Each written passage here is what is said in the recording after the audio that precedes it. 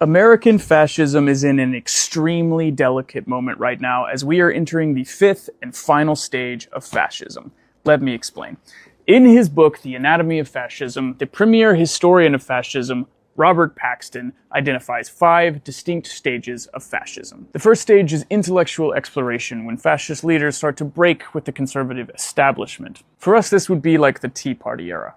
The next stage is movement building. This is when the fascist movement finds its voice, finds the grievances that it's going to want to focus on, and most importantly, it finds the leaders. For years, the Tea Party was a movement without a leader. And finally, that leader arrived on the scene in the form of Donald Trump. I met Donald Trump twice in 2015, and I couldn't help but think that this man is going to be the next president of the United States. The third stage of fascism is arrival to power. This one's confusing for us because Trump arrives to power twice. The first time, it's unexpected, it's incomplete, and he kind of fumbles it. At every turn, his agenda is blocked not only by his own incompetence and the incompetence of the people he surrounds himself with, but also the longtime bureaucrats who are uninterested in seeing the fascist hollowing out of the US government. It is only in his second arrival power that we really see the fourth stage of fascism, which is the consolidation of fascist power. This is when you start to see the union of state and corporate power really starting to merge. The fascist movement now has a program, it has a vision, and most importantly, it has the levers of state, and it can turn them against its enemies.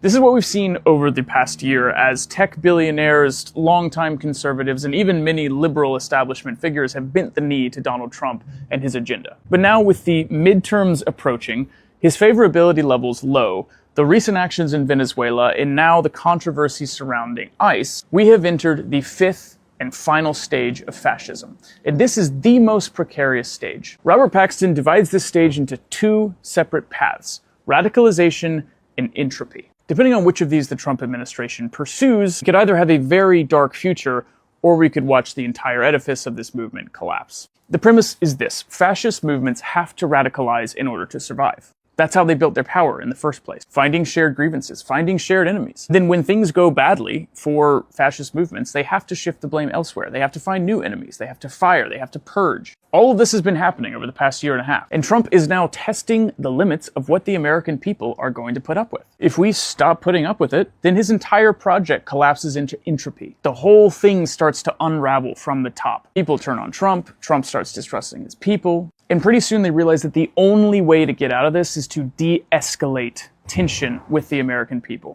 Paradoxically, the only way that we, the American people, can meet this moment is by escalate. We need to make it socially, politically, economically impossible for the Trump administration to have any peace, ICE to have any peace. Our decision to escalate with this administration forces it to de-escalate with us. Because the more it escalates, the more radicalized it will become, the harsher will its crackdowns be, and the more unpopular it will become. And this is bad news for Trump, because he's already a deeply unpopular president with an unpopular program. He hasn't consolidated power enough to be entering this stage. His fascist takeover is still incomplete. It has a long way to go. He's showing his hand too early, and it's time for us to call his bluff.